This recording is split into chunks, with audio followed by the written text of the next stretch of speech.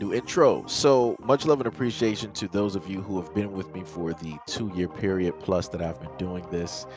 Thank you for showing your love and support to the channel. And to anybody else who is brand new to the platform and you would like to support the channel, also you can do it by way of Patreon, Anchor, the clothing store, and also the shoe shop that is listed in the comment description below.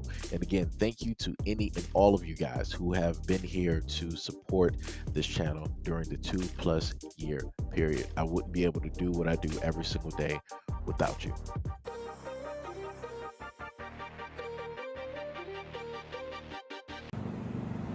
That's right. That mom invited us into her house. She's obviously shaken up. She says the men didn't say anything to her, but boy, did she fight to get her son back. Snatched off the street in seconds, a 5-year-old skipping ahead of his mother on Thursday, grabbed by a man in front of her and thrown in the back of this car on Hillside Avenue in the Richmond Hill section of Queens. It's quick. And say, oh my God, my kids, please. Dolores Diaz jumps into mama bear mode, racing to get her son back. And when the people come and take him, I run in the car and my daughter and my boy and take the... I want to open the car, but I can't. At the same time, her son opens the back window. Then my kid stand up on the window. I take it out. Good Samaritans, hearing the screams, try to stop the car and chase after the two men. Police want you to take a good look at the guys. Today, the 5-year-old's mind was on cartoons. His mother, however, is shaken. I'm scared. When I watch it, oh my God. Really? Me? And we got to look at what one of those men was doing in the moment before that attempted kidnapping. More on that and more from the mother when we see you again at 6 tonight. We are live in Richmond Hill, Queens. I'm Miles Miller, News 4. Back to you. All right, to put a further emphasis on this, let me just give you guys these stats. In Australia, an estimated 20,000 children are reported missing every year. In Canada, an estimated 45,288 children are reported missing every year. In Germany, an estimated 100,000 children are reported missing each year. In India, an estimated 96,000 children go missing each year. In Jamaica, an estimated 1,984 children are reported missing every single year. In Russia, an estimated 45,000 children were reported missing every single year.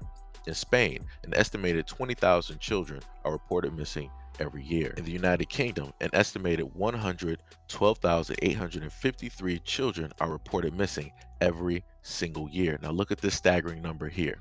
In the United States, an estimated 460,000 children are reported missing every single year. Here's some more information.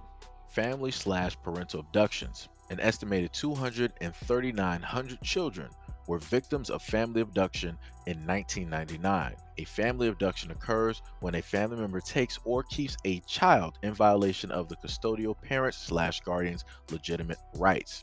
Family/parent abduction stats. 78% of abductors are the non-custodial parents. 35% of children were between the ages of 6 to 11 years old.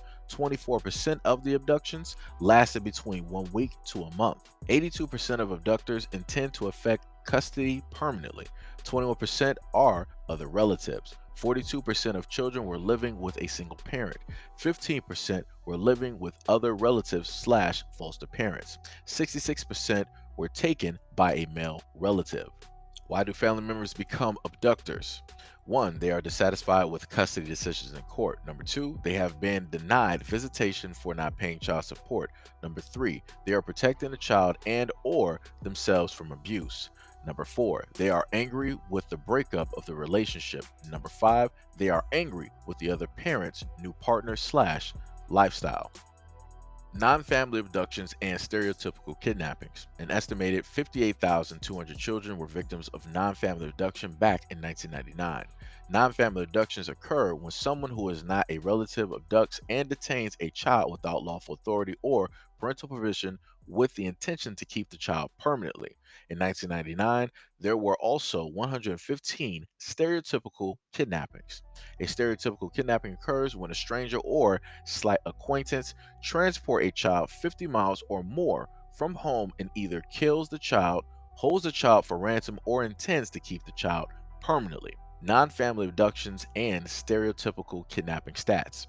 Number one, 81% were 12 years or older in family cases. Number two, 58% were 12 years or older in stereotypical kidnappings. Number three, in 40% of the stereotypical kidnappings, the child was killed. Number four, in another 4%, the child was not recovered. Number five, 86% of the perpetrators are male. Number six, the abducted children are predominantly female. Number seven, nearly half of all victims were sexually assaulted. Runaways slash thrown aways. Over 1.5 million children had a runaway or a thrown away episode in 1999. Runaway cases occur when a child of 14 years or less leaves home without permission for at least one night. For older children, a runaway is defined as a child who stays for at least 2 nights. Runaway episodes occur when a parent or other household adults tell a child to leave the house without arranging alternative care and prevents the child from returning home. Runaways slash throwaways. Number one, 2/3 of children are between the ages of 15 to 17 years old. Number two, the male to female ratio is equal. Number three, more than half return home in the same week. Number four, 99% return home. Number five, 21% are physically or sexually abused at home. Why do children run away from home? Number one, 42% have family problems. Number two, 14% because of peer pressure. Number three, 5% because of drug or alcohol abuse. And number four, 4% because of physical abuse. And as I normally state on this platform, this is why it is very much imperative for parents and guardians directly out there to, monitor and watch their kids, as which was shown as stated. The little boy was running 5 to 10 feet ahead of the mother, and that's all the space that was needed for a complete stranger to run up and basically get a hold of the child and proceed to put them into a car and try to drive off with the child. And let's just be honest, that child was probably never going to be seen ever again. But due to the quick thinking of the whole family, including the children and the child that was there, who rolled down the back window in order to escape, that was literally the only reason why that child is still here at this moment in time. And this is another reason why I specifically tell black women, yo, you got to pay attention to your kids. You got to monitor your kids. If, they're 5 to 10 feet away from you in a parking lot, that's one too many feet where anything can literally take place and happen. And then you're just sitting there with the face. So, this is also another reason why I tell a lot of black women out there to, go out there, arm up, get your license to carry, know how to, use a gun and take all the training that you need, and also use a variety of self-defense tactics, because let's be honest here, that dude didn't have no type of weapon on him, because if he did, he would have came directly out of the car with that weapon, or the other guy would have had the weapon and made sure that the dude was able to get away with the kid. That's not what took place. So very easily, is if push came to shove, that mother could have very easily just like stepped up and did a few moves and knocked that dude down. It would have completely threw his plan off guard, because they like to take the path of least resistance. You saw what he did. He didn't fight the mother for the child. He went for when he knew that the child was not going to be clearly walking, or what he also would have done, because she had quite a few kids with her, he would have waited up until they passed by, and he would have picked off one of the other younger kids and then ran off with that child. Either which way, he would have went for the path of least resistance, and that's clearly what he tried to do here. The second end result, which technically I like a little bit better, is if at the point in time that she saw that man basically coming directly for one of the kids, she would have hurried up within 2 seconds, got out her firearm, bow, bow, bow, bow, bow. End of story. Guess what? There will be no reason for police to have to send out an alert and try to send out a picture, because that picture would have been out there as a funeral arrangement. People would have been seeing his obituary and would have stated on there that this man died this day because he tried to walk off with somebody's kids. That's it. Like, when things like this take place and people end up losing their lives because the parents or the community is defending the child, should nobody in that family be sitting up there mourning the loss of that person? I'm just going to be honest. That's how I feel about it. There should be no mourning taking place. It should be an empty site.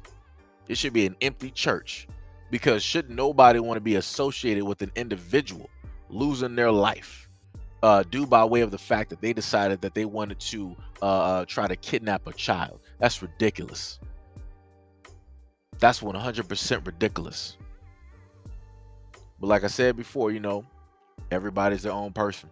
So even if this person, the kidnapper, did end up losing their life, I promise you, there will more than likely still be people to mourn that person. Like, oh, this is the type of person that he is. He was a good person. This is the type of music he lived. All of that stuff don't matter. You're living in a past versus wanting to face the fact that this individual is exactly who they are. They're showing you exactly who they are. And I'm going to also state this again. People in that community know exactly who that person is.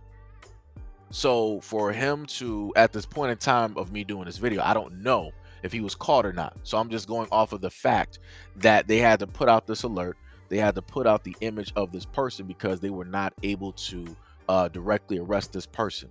Like I stated before, there's a lot of individuals, both male and female, who know who these people are, but they allow them to hide in the community. They still associate with these people, but they allow them to hide in the community. They talk to these people on an everyday basis on a phone or see them walking through the streets, and they still allow these individuals to hide in the community. This is the nonsense that I'm talking about that needs to stop, where you have grown adults who are literally protecting a lot of these people who like to go after kids. Like this, it makes no sense. Nobody can have that make sense to me. Why would you as a grown adult want to protect somebody like this? Why? Please make it make sense. I'll give you time. Take about 8 years to think of some type of thoughtful argument as to why it is that a person like this would get protected. And I promise you, I'll still shoot that down. And I won't even have to say my own words. I'll just read off some statistics. I'll read off facts. Or I'll just go by the words of other people on social media who were abduction survivors. But like I said before, this is the type of stuff that is hidden in plain sight in society.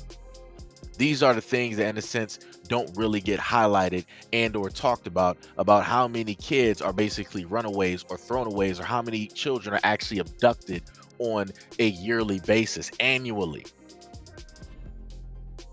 So like I said before, at the moment in time that adults actually care, a lot of these things will cease to exist. But because adults are so much focused on their own lives and all of this other stuff, and they feel, well, I don't have kids, so this isn't my problem. Let parents or people who actually have kids or are over kids, let them worry about that. This is the reason that these things are able to transpire. And I also further say this before I leave off of this.